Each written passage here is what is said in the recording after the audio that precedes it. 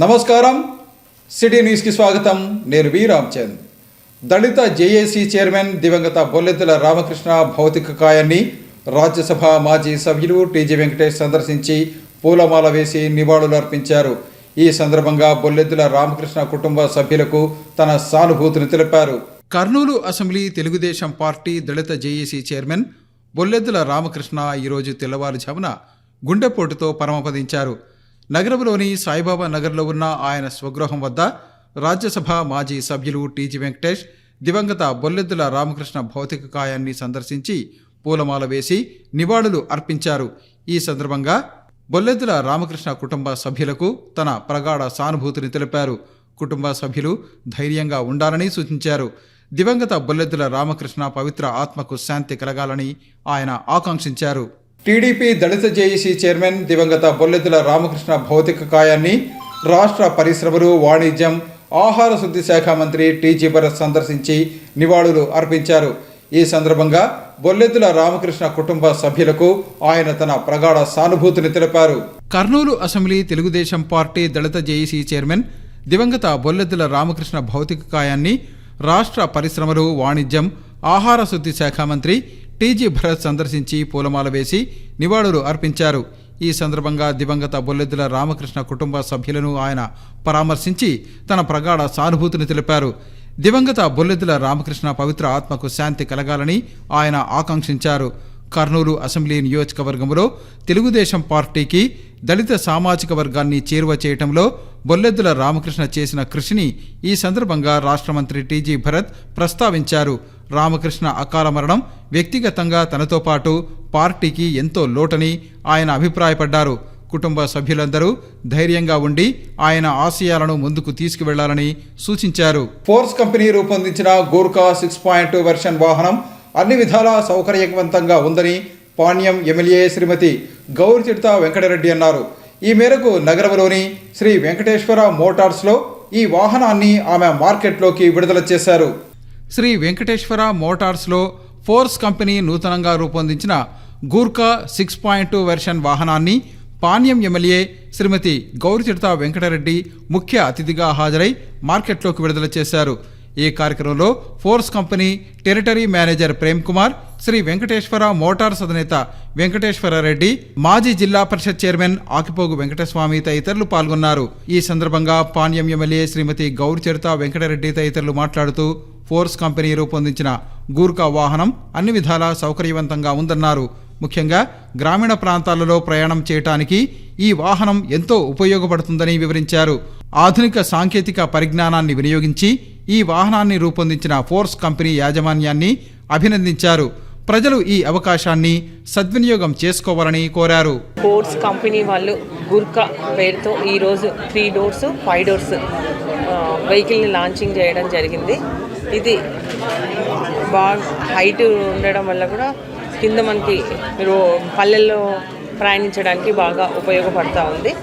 ఎందుకంటే ప్రతి వెహికల్ కింద తగలడము, వెహికల్ పాడు కావడం జరుగుతూ ఉంది. కానీ ఇది మంచి ఫోర్స్ కంపెనీ వాళ్ళు ఈ రకంగా డిజైన్ చేయడము, ఇది పల్లెల్లో ప్రయాణించడానికి బాగా ఉపయోగపడుతుంది. కాబట్టి అందరూ దీన్ని సద్వినియోగం చేసుకోవాల్సిందిగా నేను కోరుతా ఉన్నా. వెంకటేశ్వర రెడ్డి డీలర్ గారు ఇది ఇక్కడ మనకు కర్నూలులో అందుబాటులో తీసుకొని రావడం జరిగింది. కాబట్టి అందరూ కర్నూలు జిల్లాలోని ప్రతి ఒక్క నంద్యాల జిల్లా అందరూ దీన్ని సద్వినియోగం చేసుకొని ముందు బాగా రన్ కావాల్సిందిగా కూడా మనస్ఫూర్తిగా కోరుకుంటున్నాం. సార్, ఇది ఫోర్స్ కంపెనీ నుంచి న్యూగా లాంచ్ చేసిన గూర్ఖా 6.2 వర్షన్ 4x4 సెగ్మెంట్లో మేము కొత్తగా తీసుకొని వచ్చడం జరిగింది. ఎంటైర్ ఏపీలో రాయలసీమలో మన శ్రీ వెంకటేశ్వర మోటార్స్లో లాంచ్ చేయడం జరిగింది. నియర్ బై ఉన్న ప్రతి ఒక్క కస్టమర్ ఇక్కడికి వచ్చి టెస్ట్ డ్రైవ్ అండ్ వెహికల్ని ఫీల్ అవ్వాల్సిందిగా కోరుకుంటున్నాం. బుకింగ్స్ అనేవి ఓపెన్ ఉన్నాయండి. 3 డోర్కి 5 డోర్కి కెపాసిటీ వచ్చేసరికి 3+1 అండ్ 6+1 కెపాసిటీతో వస్తుంది. ఇది దేశీ ఇంజన్తో వస్తుందండి. మెర్సిడీస్ బెంజ్ కంపెనీకి సంబంధించిన ఇంజన్ ఇది. పర్ఫార్మెన్స్ వైజ్ కానివ్వండి, టాక్ వైజ్ కానివ్వండి, మైలేజ్ వైజ్ కానివ్వండి, ఇది ప్రీమియం సెగ్మెంట్లో తీసుకొస్తుంది జరిగింది. రానున్న రోజుల్లో ఇంకా సేవలు అందిస్తామని కోరుకుంటూ సెలవు తీసుకుంటాను. పాణ్యం మాజీ ఎమ్మెల్యే కాటసాని రాంభూపాల్ రెడ్డి తనపై దాడి చేయించేందుకు ప్రయత్నిస్తున్నారని నంద్యాల జిల్లా టీడీపీ అధ్యక్షుడు మల్లెల రాజశేఖర్ ఆరోపించారు. ఈ మేరకు నగరంలోని జిల్లా తెలుగుదేశం పార్టీ కార్యాలయంలో జరిగిన విలేకరుల సమావేశంలో ఆయన మాట్లాడారు. జిల్లా తెలుగుదేశం పార్టీ కార్యాలయంలో జరిగిన విలేకరుల సమావేశంలో నంద్యాల జిల్లా తెలుగుదేశం పార్టీ అధ్యక్షుడు మల్లెల రాజశేఖర్ మాట్లాడుతూ పాణ్యం మాజీ ఎమ్మెల్యే కాటసాని రాంభూపాల్ రెడ్డి తనపై దాడి చేయించేందుకు ప్రయత్నం చేస్తున్నారని విమర్శించారు. ఇందుకు సంబంధించి తాను పాణ్యం ఎమ్మెల్యే గౌరి చిడతా వెంకటరెడ్డితో కలిసి జిల్లా ఎస్పీని కలిసి వినతిపత్రం అందజేశానని తెలిపారు. గతంలో టీడీపీ జాతీయ ప్రధాన కార్యదర్శి ప్రస్తుత రాష్ట్ర మంత్రి నారా లోకేష్ పాదయాత్ర చేస్తున్న సమయంలో అప్పటి ఎమ్మెల్యే కాటసాని రాంభూపాల్ రెడ్డి చేసిన విమర్శలకు ప్రతిగా తాను విమర్శలు చేశానని, దానిని దృష్టిలో ఉంచుకొని ప్రస్తుతం తనపై దాడి లేదా హత్య చేసేందుకు ప్రయత్నం చేస్తున్నారని ఆయన తెలిపారు. ఈ విషయం ఆయన వద్ద పనిచేస్తున్న వారి ద్వారానే తనకు తెలిసిందని, దీంతో విభేదించి వారు కాటసాని రాంభూపాల్ రెడ్డి వర్గం నుంచి బయటకు వచ్చారని తెలిపారు. అనంతరం మాజీ ఎమ్మెల్యే కాటసాని రాంభూపాల్ రెడ్డి మాజీ అనుచరుడు లోటరి భాష మాట్లాడుతూ ఎన్నికల అనంతరం మల్లెల రాజశేఖర్పై దాడి చేయాలని మాజీ ఎమ్మెల్యే కాటసాని రాంభూపాల్ రెడ్డి సూచించారని, అయితే దీనికి తాము అంగీకరించలేదని తెలిపారు. తమకు మల్లెల రాజశేఖర్కు ఎలాంటి విభేదాలు లేవని, ఇలాంటి సందర్భంలో ఆయనపై దాడి చేయాల్సిన అవసరం తమకు లేదని తేల్చి చెప్పి తాము కాటసాని వర్గం నుంచి బయటకు వచ్చామని తెలిపారు. మా పాణ్యం ఎమ్మెల్యే గారు గౌరి చరితమ్మ గారు అలాగే నేను ఎస్పీ గారి దగ్గరికి వెళ్ళి కంప్లైంట్ ఇవ్వడం జరిగింది. కాటసాని రాంభూపాల్ రెడ్డి గారు నాపై దాడి ప్రయత్నం చేస్తున్నారు అని మాకు ఇన్ఫర్మేషన్ వచ్చింది. లోటర్ భాష అనే వ్యక్తి ద్వారా ఇది ఊర్లో బయటపడిందని చెప్పినాం. ఈరోజు లోటర్ భాష అనే వ్యక్తి ఈరోజు ప్రెస్ ముందుకు వచ్చినాడు. వాళ్ళ ఫ్యాక్షన్ వాతావరణం నచ్చక నేను బయటకు వచ్చినాను, అక్కడ జరిగిన విషయాలు నేను చెప్తానని చెప్పి నన్ను వచ్చి కలచడం జరిగింది. అందుకే మళ్ళీ ఈరోజు ప్రెస్ ముందుకి ఆ లోటర్ భాష అనే వ్యక్తిని తీసుకురావడం జరిగింది. ఎందుకంటే ప్రెస్ ముందర అక్కడ ఏం జరిగేది చెప్తే అందరికీ ప్రజలకల్లా తెలుస్తుందని చెప్పిన ఉద్దేశంతోనే ఈరోజు ప్రెస్ మీట్ ఏర్పాటు చేయడం జరిగింది. ముఖ్యంగా మనము గతంలో చూసుకుంటే నారా లోకేష్ బాబు గారు పాదయాత్ర చేసుకుంటూ కర్నూలుకు వచ్చిన సమయంలో నోటుకొచ్చినట్టు ఈ కాటసాని రాంభూపాల్ రెడ్డి గారు మాట్లాడడం జరిగింది. అప్పుడు మరుసటి రోజు ప్రెస్ మీట్ పెట్టి లోకేష్ బాబు గారి గురించి మాట్లాడే అర్హత కాటసాని రాంభూపాల్ రెడ్డికి నీకు లేదు, ఇలాగనే నువ్వు మళ్ళీ ఒక్కసారి మాట్లాడితే నీ నాలుక కోస్తా అని చెప్పడం జరిగింది. గతంలో రాజకీయంలో ఎన్నో అనుకుంటుంటాం, అట్లా అంత మాత్రాన లాస్ట్కు మనుషులను చంపే స్థాయికి దిగజారి రాంభూపాల్ రెడ్డి గారు ఉన్నారంటే నాకు చాలా విచిత్రమవుతుంది. అందుకే ప్రెస్ ముందుకు ఈరోజు లోటర్ భాష అనే వ్యక్తి కాటసాని రాంభూపాల్ రెడ్డి మనిషే. ఆ రోజు ఏం జరిగినది ప్రెస్కు నేను చెప్తాను, ఈ దాడులు ఇవన్నీ మాకు నచ్చవని చెప్పి భూపాల్ రెడ్డి దగ్గరనే చెప్పడం జరిగింది. ఆ రోజు ఎలక్షన్ అయిపోయిన వెంటనే తెలుగుదేశం ప్రభుత్వం అధికారంలోకి వచ్చిన వెంటనే వీళ్ళు గ్రామంలో దాడులు ఏమన్నా జరుగుతాయేమో అని చెప్పి భూపాల్ రెడ్డి దగ్గరికి పోవడం జరిగింది. ఇప్పుడైతే లోటర్ భాష అనే వ్యక్తి ఇక్కడికి వచ్చిన వెంటనే కాటసాని రాంభూపాల్ రెడ్డికి భయం పుట్టుకుపోయింది, ఎక్కడ బయట పడుతుందో అని. నిన్నటి నుంచి ఈయన సెల్లుకు ఒకటే ఫోన్లు, భూపాల్ రెడ్డి సెల్ నుంచే వాట్సాప్ కాల్స్, నువ్వు ప్రెస్ ముందుకు పోవద్దు అని ఎత్తడం లేదు ఈయన. నేను ఒకటే ప్రెస్ ద్వారా కూడా నేను ఎస్పీ గారిని రిక్వెస్ట్ చేసుకుంటున్నా, నా మీద దాడి చేసినా నన్ను చంపినా కూడా నేనేం ఫీల్ కాను, నా లాంటి వాళ్ళు ఇంకా మళ్ళీ పుడతారు. ఇట్లా స్వచ్ఛందంగా బయటకు వచ్చిన వాళ్ళ మీద దాడి చేయడానికి ఇంకొకసారి ఈయన భూపాల్ రెడ్డి మనుషులు ఈయన ప్రయత్నిస్తే తనకి ఏమీ జరగకుండా చూసుకునే బాధ్యత పోలీస్ వారికి ఉందని చెప్పి నేను ఈరోజు పోలీస్ డిపార్ట్మెంట్ని కూడా రిక్వెస్ట్ చేస్తున్నా. లేదు ఇంకా మేము కూడా ఈ గవర్నమెంట్లో కూడా ఫ్యాక్షన్ చేస్తాము, దాడులు చేస్తాము అని భూపాల్ రెడ్డి వర్గం అదే పద్ధతి మార్చుకోకుండా అట్నే ఉంటామంటే మేము కూడా గౌరీ వెంకటరెడ్డి గారితో ఆలోచించి మా సేఫ్టీ కోసం మేము ఏం చేయాలో మేము ఆలోచిస్తాం. ఏదో మాట్లాడాడు, మేము మాతో కాదు సార్, మాకు వాళ్ళు అంత శత్రుత్వం కాదు, ఒకవేళ ఇది ఉండొచ్చు కానీ మాకు అంత అనుకూలత ఉన్నారు వాళ్ళు అని వచ్చేసిన తర్వాత వాళ్ళు మాట్లాడారు. వాళ్ళు మాట్లాడిన తర్వాత వాళ్ళు బయటకు వచ్చి ఏం లేదు మేము భూపాల్ రెడ్డి నాతో మాట్లాడినాము, మా మల్లెల రాజశేఖర్ మీద దాడి చేయమంటున్నాడు అని చెప్తే మా వాళ్ళు అయితే కాదు, మీరు ఏం చేసుకుంటారో చేసుకోండి, మేము ఆల్రెడీ భూపాల్ రెడ్డి సార్కి చెప్పినాము, అటువంటివి మాకు కాదు అనే ఉద్దేశంతో మేము ఇంటికి వచ్చేసి మా కుటుంబకులు కూర్చొని ఆలోచన చేసుకొని వాళ్ళ అన్న లక్ష్మణరావు అన్నతో కానీ మల్లెల రాజశేఖర్తో కానీ మనకి ఏనాడు కూడా శత్రుత్వాలు బంధుత్వాలు లేవు. వాళ్ళు ఎవరు కూడా ఇబ్బంది పెట్టిన వాళ్ళు కూడా కాదు. ఏనాడు కూడా మాకు ఏ విధంగా కూడా చేసిన వాళ్ళు కాదు. ఏ పార్టీలో అయినా కానీ ఈ విధంగా చెప్తే ఆయన దాడి చేయండి, కొట్టలేరా, దాడి చేయలేరా అని చెప్పడం ఏంది కరెక్ట్ పద్ధతి కాదు అని మా కుటుంబీకులు ఆలోచన చేసుకొని మేము మల్లెల రాజశేఖర్ వాళ్ళ ఇంటి దగ్గరికి వెళ్తే కాటసాని రాంభూపాల్ రెడ్డి ఆయన పద్ధతులు ఆయన ఇవి మనకు కూడా నచ్చవు, ఎందుకు వచ్చింది, మీరు అక్కడ నుండి మానుకోండి, మీరు ఏదైనా కానీ లోకల్గా ఉన్న మల్లెల రాజశేఖర్ అనుసంధానాలనే మీరు నడుచుకోండి అనే ఉద్దేశంతో మా బంధుత్వాలు మా కుటుంబీకులు చెప్పడం వలన మేము రాజశేఖర్ గారికి కలిసి మేము తెలుగుదేశం పార్టీలో జాయిన్ కావడానికి వచ్చాము. విద్యార్థులు జూడో లాంటి మార్షల్ ఆర్ట్స్లో సాధన చేస్తే శారీరక మానసిక ఆరోగ్యం మెరుగుపడి చదువుల్లో రాణిస్తారని senior gastroenterologist doctor Shankar Sharma తెలిపారు. ఈ మేరకు నగరంలో ఏర్పాటు చేసిన జూడో మార్షల్ ఆర్ట్స్ పోటీలను ఆయన ముఖ్య అతిథిగా హాజరై ప్రారంభించారు. కొత్త బస్టాండ్ ఎదురుగా ఉన్న హుస్సేన్ ఖాన్ బిల్డింగ్లో ఏర్పాటు చేసిన జూడో మార్షల్ ఆర్ట్స్ పోటీలను senior gastroenterologist doctor Shankar Sharma ముఖ్య అతిథిగా హాజరై ప్రారంభించారు. ఈ కార్యక్రమంలో జూడో మార్షల్ ఆర్ట్స్ శిక్షకుడు షకీల్ తదితరులు పాల్గొన్నారు.